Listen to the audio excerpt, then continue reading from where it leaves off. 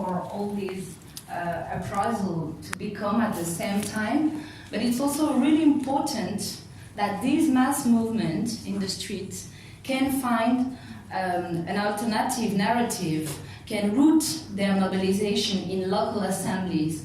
And that's why I think social ecology is so powerful, because it gives maybe a framework, some paths to root in local realities, in local assemblies, this insurrectional movement. And that's why I really appreciate Murray Bookchin, because it's also a new, it can break the lines between emergency and alternatives beyond insurrection and revolutions. And this is very important, I think, because we have one of the what's at stake now is to fight against binary and simplifying views that sometimes encourage to automatically reject institutions. Autonomy needs to create new structure, means to create new structures free from domination. Self-government requires institutionality. The question with municipalism is until where can we push the limits of the ancient institutions that are local governments, local administration. And that's why I will share my experience in what I saw in Barcelona and Community and in Spanish municipality. And also then I would like to reflect on what could be the social ecology what can be the inspiring trends we should put in practice in social ecology to assume also these limitations and to go beyond. So in 2014, 30 local coalitions won the municipal elections in Spain based on local coalitions, and I think they have reached some interesting things. Some really interesting things, experimentations on welcoming migrants, fighting housing commodification, trying to stop the huge grabbing of important part of our lives, like water, energy, housing, this grabbing by multinational companies, through remunicipalizing services, searching way of commanding economy. So, at the same time, I think they have repoliticized the management of cities.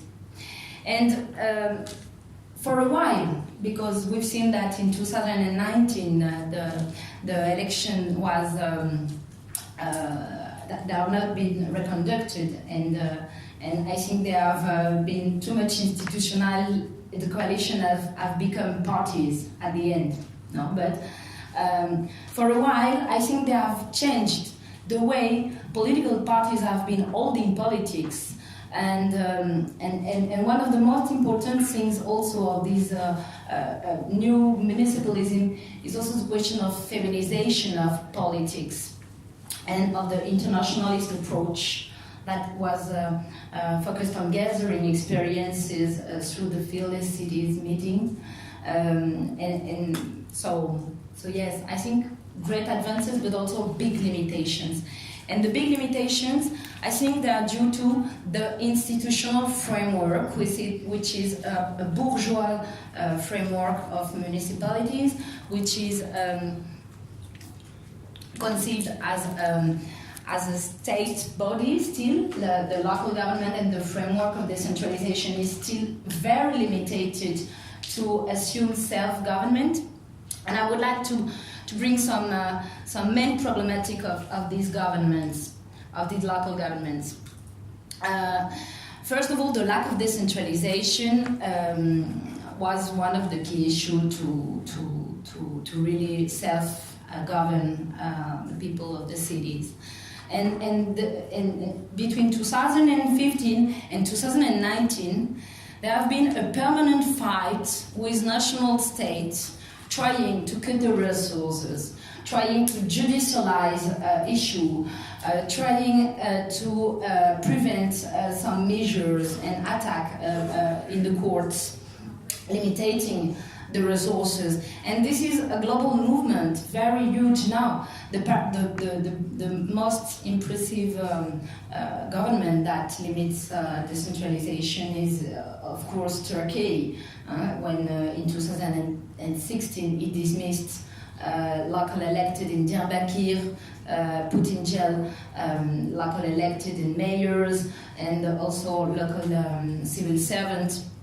So we are also having a very, very huge attacks on the capacity of self-governing by the nation state that is reaffirming is very strong and fascist power, no? And Öcalan say that fascism is the most accomplished way of the nation state. You know? So it's very a movement of recentralization, of attacking the freedom of administration in every places where there are little margins to free administrate local territories.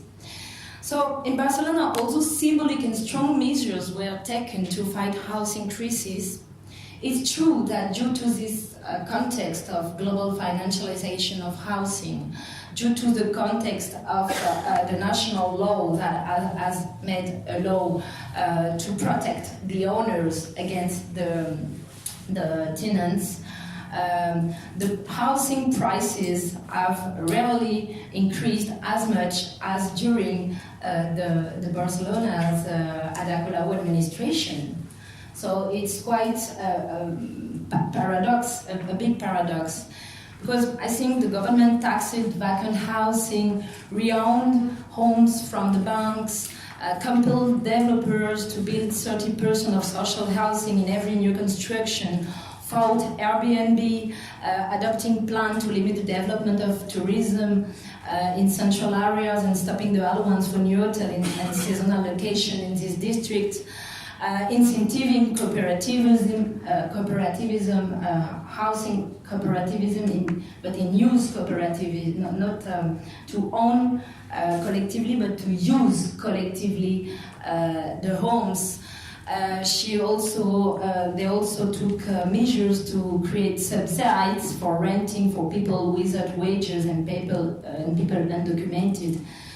But really, it was a strong limitation because the national government has all the power as the major part through the legislative measures on the housing.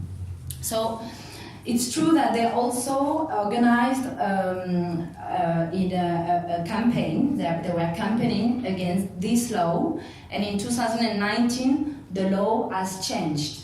So now the owner cannot increase the rent when he wants at his. So you have limitations. The rental contracts are more longer, but it's true that this lack of decentralization totally go against the capacity of transformation of local elected of this municipalism. It was the same in matters of welcoming migrants. Definitely, they were campaigning for closing the detention center of Barcelona with social movement. They created a network for people for welcoming migrants in their homes, making a building to welcome migrants, working against discrimination in the neighborhood. They are creating also other narratives around migrations, but it was not enough to avoid the structural poverty of migrants due to the lack of documentation created by the state. You know, this is a national state with this idea of nation, and then also people that don't have papers, so they are not nothing in the state, though they are not member of the political community. So this monopoly of the state in defining who is citizen of a country was clearly a limitation, very strong, to transform from the city level lives of people. But at the same time, in some, they have opened some interesting things. For instance, when the Aquarius were in the Mediterranean Sea and nobody wanted to welcome the boats, and Valencia and Como and Barcelona, they told, we want to welcome this boat, and this meant that the government said, okay, Spain will welcome this boat. So we have to see also the complexity of this. One of the strong limitations has been also the austerity policies, definitely, and in that way, I think that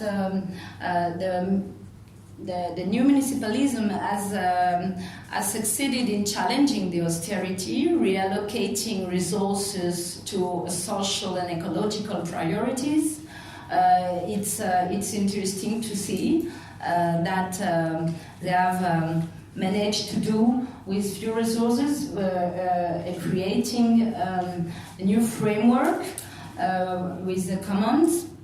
So it's interesting also to see that they have created an audition audit we say, of the municipal debts, and they have exchanged between local governments on the illegitimate debts of local government. They have exchanged also because between municipalities through strengthening the relation with the universities, creating an atlas of changes. They have innovated, creating Decidim, which is a free software platform, and this is clearly a way of to counter-arrest the smart cities development. So I think this is the main limitation is the way decentralization is conceived by the nation state, which has clearly limited this capacity of action. So maybe this institution of local government is not really efficient to change people's life. It's very limited. The other thing was how to discover the real power in the city, and exercising municipal responsibilities in many cases for people coming from the social movement. It was a very new exercise, and it's supposed to change of posture, coming from social movement to exercise a responsibility for all the people of a city. This means also a very strong change of posture, and at the same time, they faced a lot of difficulties due to constant attacks of the traditional parties, of the mass media, and they've been also targeted by lobbies very strongly. And really, I think they did not manage to deeply change the relation of power of who make the city, but they increased democracy in the sense that they created awareness on who is making the cities, sharing these realities from within with outside. And it's true that they have not been so radical in exercising the direct democracy. I think this has been a big problem also, no? They have not had revocation of mandates in municipal government of this new municipalism, and they have not transferred the power with local assemblies, as Bookchin South was recommending, I would say. So they have not really transformed the reality of democracy in that way. Because at the end, the coalitions, governing coalitions, have been institutionalized as parties. The main intermediation bodies between the people on the street and the city hall was this coalition, and the coalition was mainly focused on managing the city, resisting the attack, supporting the measures of the government. than in mobilizing people in districts. Although the structure of Barcelona en Comú was conceived to support people's assembly, was conceived to be in the districts, in the neighborhoods, this work has been weak. And the coalition governing has been, in the first year of the mandate, have been really focused on governing. And this is also very problematic. And not in mobilizing and renewing every time the power of people in the assemblies. And they have been really conventional because they use the framework of the local councils, the neighborhood councils, but really what was supposed to be the space for creating these local assemblies, the coalitions of social movement and citizens, Barcelona en Comú for instance, was not able to hugely mobilize. And this is part of the defeat also, because in the more peripheral, in the more popular district, this link was very weak, and this is very problematic. The assemblies and the social constitution of the movement was not either representative of the diversity not always representative of the diversity of a global city like Barcelona, with a lot of people like African migrants. They were not that much involved in the organization. So what they found also as a clear limitation has been the omnipotence of the administration and the neoliberal management of public affairs. This is also intrinsical to the structure of local government. It's true that they have repoliticized the management of cities, but the neoliberal bureaucracy, the expertise, the violence, the privilege of expertise of the civil servant, of the high administration, has been a clear limitation of the structure to change radically things. It is very hierarchical, everything is procedures, everything is complex, and it is at all adapted to the way people are living, these ways of managing the city. So this has been also a very strong counterpower in the in the government of the city. Also, the acceleration of time, which is a clear thing over time. I mean, austerity and the massive flows of information and communication create very strong pressures on City Hall.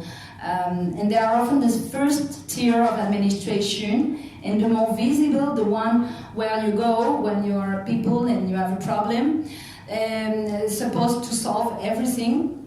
And this is creating a permanent pressure put on local administration and elected, and this is removing the capacity of thinking the political horizon, the political view beyond the emergency. So I think this time of I think it's more like being in a public reaction than public action. You have reacting all the time. And this is one of the most striking realities of cities today. When changing the way of doing, changing the way of making politics is a long process, and sometimes they have had judiciary battles against banks, against multinational, and this is a long time, and the mandate is only for 4 years, so this acceleration of time is also very problematic for changing lives and paradigm and way of doing. And then what I was referring before, but the difficulty to maintain the relation with the street and social movement in the exercise of the mandate was really clear. When Bookchin refers to the duality of the power and the counter-power, how to both can encourage themselves, it has been really difficult to work with real people beyond the coalition, as I said, to give power to local assemblies, to have collective intelligence processes, At the end, it's always the same way. There are a lot of fragmentation, of egos governing, also not always consultating of the basis. So it's very problematic also, and I think we should really think about this our second nature. How do we really radically change our way of collectively decide, of decentralize the power in the organization? And it's true that once you have won the plot, what are the guarantees that you still govern collectively? And I think these guarantees have been very few. At the same time, the executive of social movements, such as the platform of affected people by mortgage, have been really weakened because they turn to be the executives in the administration. So it's quite problematic, no? And in 2019, the figures that have won the election were clearly the one who have a more charismatic leadership. No? The Kichi in Cadiz and Ada Colau in Barcelona. So what is the position of the leader in this question, the power also, no? How do we change leaderships in the organization? So all this shows that this is really difficult to give back the power to people in this configuration of decentralization and of power. But at the same time, in front of the totalitarianism, the nation state, and the rise of fascism, I'm not sure that we have to renounce to take back local institutions in the European context, no? And it's true that municipalism is not about running for elections. It's about organizing from the local places of life and from the diversity of people to decide. So we have also to examine, to see it as a process, not as a goal to win elections. And this is probably where we can get lost. And at the same time, I have some strong interrogations, maybe more deepened interrogations about the way we think power, if we want to concretize social ecology in our everyday practice of struggling, of organizing. The first thing for me is how do we decentralize ourselves also? How do we radicalize democracy in a way of self-organizing? William Reich, who was a psychoanalyst, and he wrote the Psychology of Masses of the Fascism in the 30s, wrote, "Hitlerism is not confined into Nazi party in Germany. It is also infesting workers' organization, liberal and democratic movement. Fascism is not a political party, but a philosophy of life and a specific attitude toward human being, love and work." So this is quite interesting to see how do we introject and how do we the mechanism of domination and how do we repeat them? How can we make our own analysis about that? How can we decentralize? And the question of decentralization is not only an institutional issue. It's about also a strategy. No, we can see now in Hong Kong protests, also in the Yellow Vest or in all other protests, that decentralizing the way we take decision instead of coordinating one only action was a way of disturbing the power of the police. Was aware of, because the power in front is really centralizing. So we also have to be tactical in decentralizing, in habilitating people to take little groups to take their own decision and to decide very quickly and not to centralize the power. And the centralization is still a very current practice in every movement for all the radicality it is. We are still centralizing it. And I think we have to create other framework, our own institutionality, because okay, it's good to reject institutions, but we need an institutionality, a new institutionality. Autonomy is about that, is creating our own rules. So, and if there are no rules, the traditional hierarchy follows. So I think this question of decentralization, of sharing power, of habilitating to take decision to little groups in this organization are very critical if we really want to change the root structure of the power. And this also means rigor and discipline that we have to apply to ourselves and our movement. And the other things I wanted to share is how do we decolonize our bodies and brains? This is a moment now where indigenous or pueblos originarios cultures are a new source for are a source of understanding the world in a global and more holistic approach that can probably create this link between the first and second nature. And this decolonizing means also saving cultural diversity, which is a powerful message of social ecology. And there are movements currently that are creating these exchanges, like in the Drôme, in the southern France, a school of nature and knowledge. I've been working with researchers and the Colombian colleagues on exchange of knowledges. They come and make a diagnosis of the territories, and it's been really interesting to see how they have a holistic knowledge of human and nature, and how the searchers who have segmented in different disciplines like geology, anthropology, and lots of knowledge is very segmented, and this decolonization of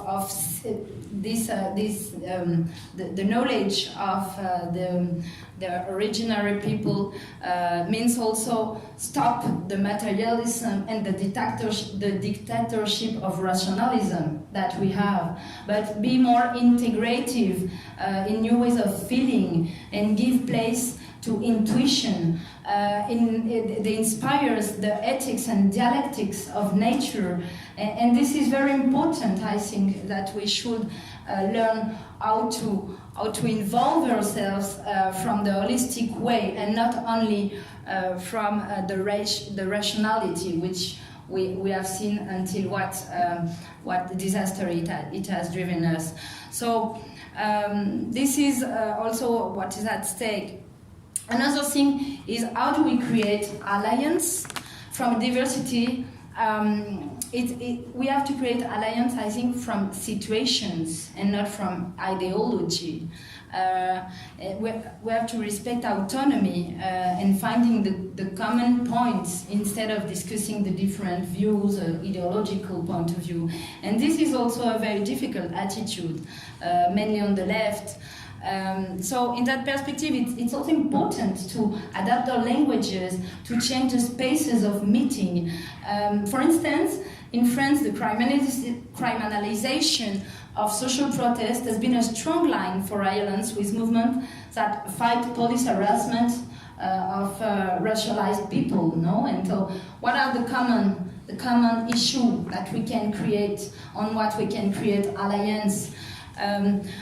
Another ground for this alliance, which is difficult, is the feminism. No, we have the eco-feminists, we have the feminist of right, we have so it's a pity somehow that in lots of places different feminists cannot get allied, and this is in favor of the power.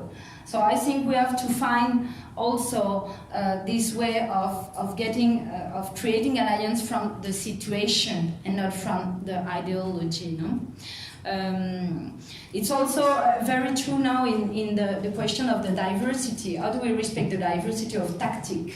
Violence is becoming all the more accepted, but at the same time, some movements are saying that there is an authoritarian, no-violent framework, and saying to the other, okay, but we want to be violent, let us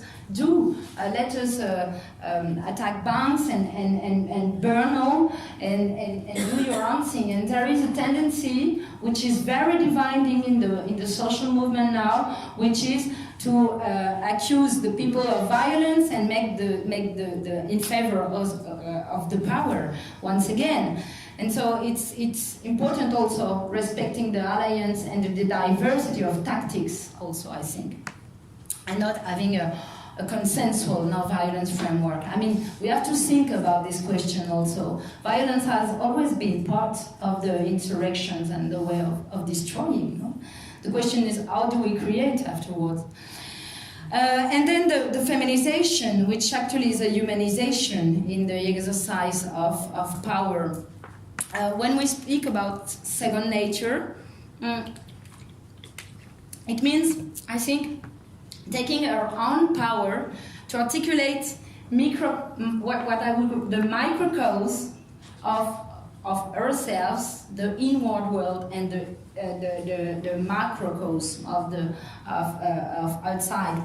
And feminization of politics is about that. It's about destroying competitiveness. That is a very patriarchal way of doing power, of exercising power, and it's about how can we find again our own power in a no-authoritarian way.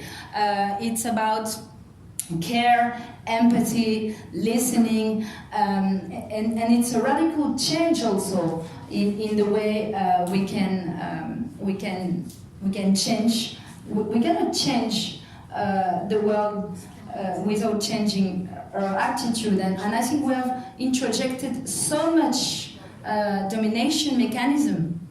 So, and fascism is also based on this belief that we cannot do nothing, on the recuperation of the angers and frustration, creating opposition between the middle class and the poor, changing the focus from the roots dominations towards the projection of the frustration, which is normally the poorer, the stranger, and finally we always, if we don't change the structure of the power within ourselves, if we don't feminize, in the sense of humanize ourselves, I think we will reproduce definitely the way of being authoritarian. So it's another thing is I create new imaginaries and hearts, and I think we need for collective symbols. It is very important to create common, it's a strong way, and art is always powerful in the insurrection context. And it's always how do we create a new imaginary and our capacity to collectively create. Then I think we have to assume the temporary character of the spaces we open. No? This is, I would like to refer to a very strong experience we have in France, the temporary, the auto-defense area, which was a very resistant project against the construction of a new airport in Nantes, and it has been a place of resistances, of a lot of creativity, of degrowth, but also of alliance with maybe some peasants and unions and local elected, and also with more anarchist and radical movement of people living on auto-sustainability. So this is the fight make that the airport was not constructed. The government renounced after years, but they evicted the people wanting to live in another way in that territory. And so this has to question also the time of the struggle. I think we have to assume that maybe powerful experiences will end too shortly, but they build us, and they are also contributing to build a new world. So I think we have to assume that we are just human, not more, and we are ephemeral, and we have to assume the temporality, maybe the short time of the experience as part of something that is higher and something that is building concretely utopia, and that will follow in other places. That will be because this create precedent, and then.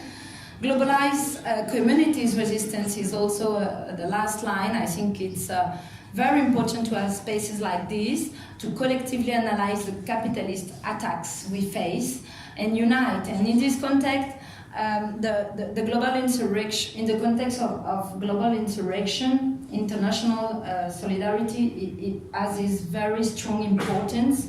We have to spread new ways of doing, and that's why we do here. And I think it's very important afterwards that we can spread this in our own spaces. In that regard, municipalism is probably one of the most inspiring practice and strategy to share. And we have seen that now in France we have a municipal election in 2020 in March. There are like 130 participatory lists of people trying to do politics and reown the politics in different ways. In Marseille, you have very interesting coalitions with people after the crisis of last year, where a very old building was destroyed and created with death as sorry, it's time to. I think it's time to stop. But you are, maybe we can exchange on that. But people are gathering in Marseille, in Montpellier, in Commercy. They are creating local assemblies, and that's why it's so important also to share these narratives and to root the movement. And that's why I think social ecology is so powerful. And great.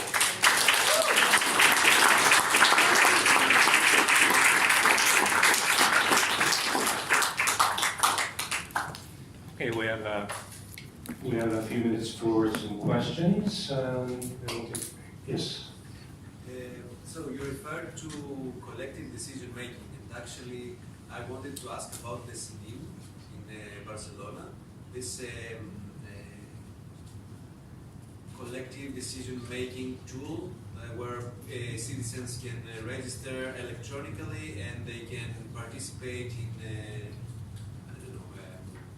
decision making, yeah, about municipality subjects. And I wanted to ask how do you judge the experience of Barcelona with this tool? Let's say, how extended did it manage to become among citizens? How big percentage of the population took part in this? And what obstacles did the implementation of such an attempt face? Among also, let's say, other parties, or also the Spanish government maybe, and also whether it was, how to say, received positively by the people themselves.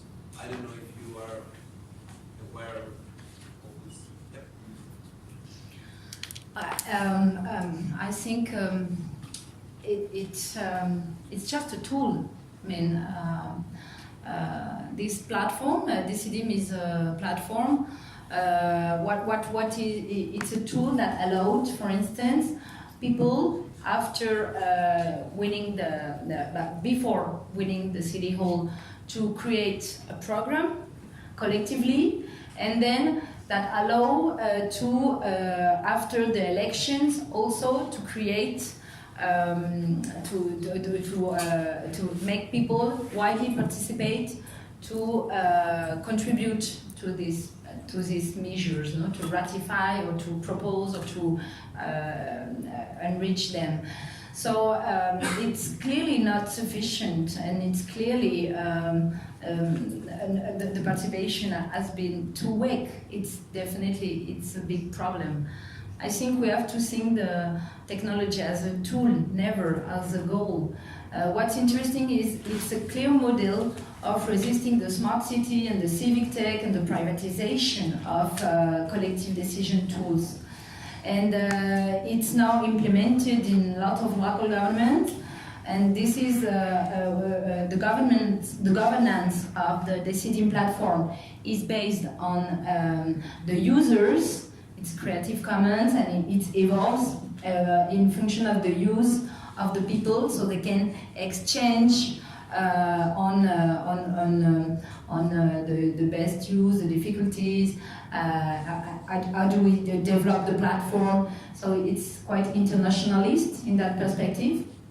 But being a tool, it's not satisfying.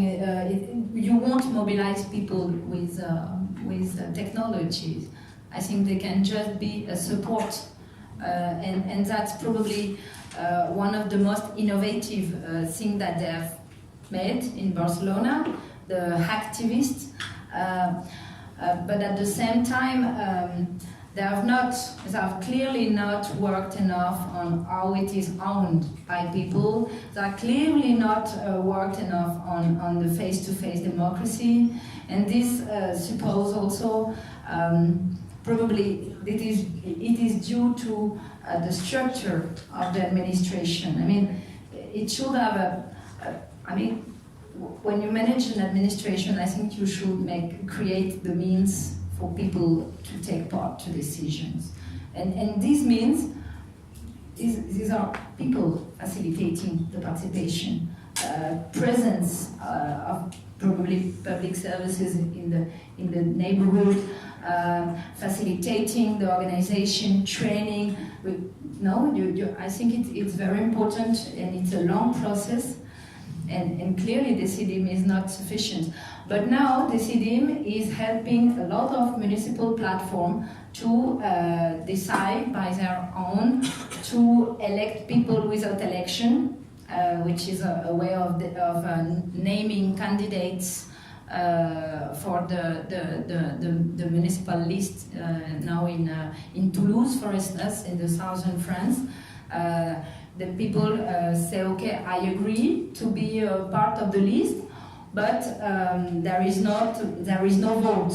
They are elected on their abilities. That's what we call an election without candidate.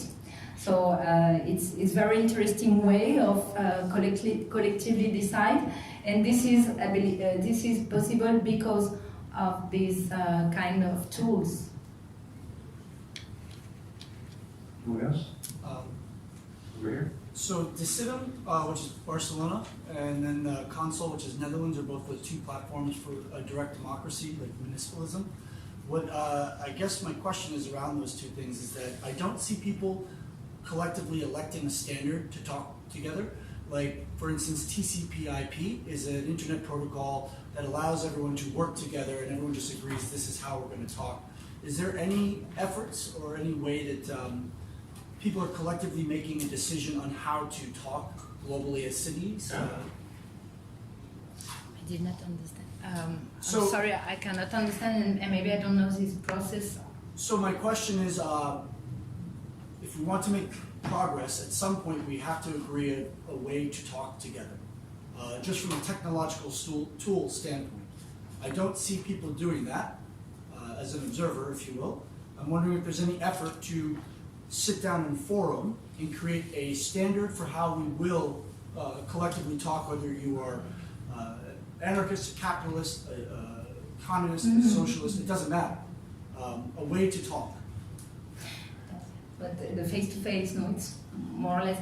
At the beginning, as I tried to say, they've done it, with organization of Barcelona and Comú was based on a coordination, operational coordination on the circle and neighborhood assemblies. This was very powerful at the beginning, and after being elected, they invited people to join the movement. And now in Barcelona, there is more or less 10,000 people registered. But what happened is that the local assemblies have not been massive. And I think they stayed in a dynamic of party. This Barcelona Como as a coalition became a logic of party, and that's why it's quite probably sad, because they were not they were not able to mobilize further and to have this constant organization of meetings in neighborhoods. So I think this is part of the failure. Maybe they should have, and they should enjoy more the facilities that gives administration to mobilize people and to, but definitely I think this has been too weak. Although they tried to do so, I think the coalition of people at the end was the main intermediation between the institution and the street, and so they got into a logic of party, I have to say. So yes, I don't know if you We have time for a couple more, 2 more, and again, it's questions or comments, so we'll go with you. I just wanted to ask, as a normal person, without any political connections, how can I participate in this Barcelona and Como? And what is the flow for actually bringing one policy? Let's say I have an idea about improving something in the city or solving a problem. What is the flow of steps that through this system, I would have to do together with other people in order to use that Barcelona and Como? What was it? This is just part of that. This is open to everybody. You can just register and get into the organization. When I got into it was in 2016, so it was already during the mandate. And then you have a neighborhood organization, thematic issues, and plenaries. And so the big and strategical decision are consulted in the plenaries. They vote. They have a vote. For instance, after the repression of the socialist government of the independentists who were put in jail, they decided to break their coalition of government with the Socialist Party, who was 3 councillors in the council, and it was voted. It was voted in the plenary. Understand? Everything. The plenary meets every month, and they decide on strategical and on key issues. And then you have thematic groups working on issues, such as, for instance, there were a project on, there were a group on housing and Airbnb, and they were making the proposals to submit it to the plenary. So the proposals, the ideas can come from anybody, and then this plenary, who does it consist of? To all the members of the organization who just have to register, but you have to register. Can participate to vote on Mm-hmm. So it's clear that the management of the coalition was a bit confusing with the management of the city, because when I went to, for instance, the city councils, the neighborhood assembly, they were still very, very classical. I mean, you have the local elected of your district, and you have the neighbors, asking for her and criticizing, and this is also, I think this has not been really creative. In Saillon, in France, you have a decision with the committee of projects for every issues. The local elected govern with people for every issues, and they are organized.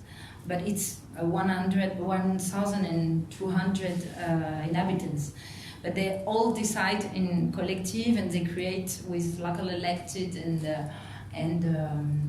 the people of the village committees of action, and then assembly, and then but it's easier in that scale also. So basically, it's an assembly, it's like egalitarian. It's like the people make their own decisions for the city, and also the Barcelona in the same way.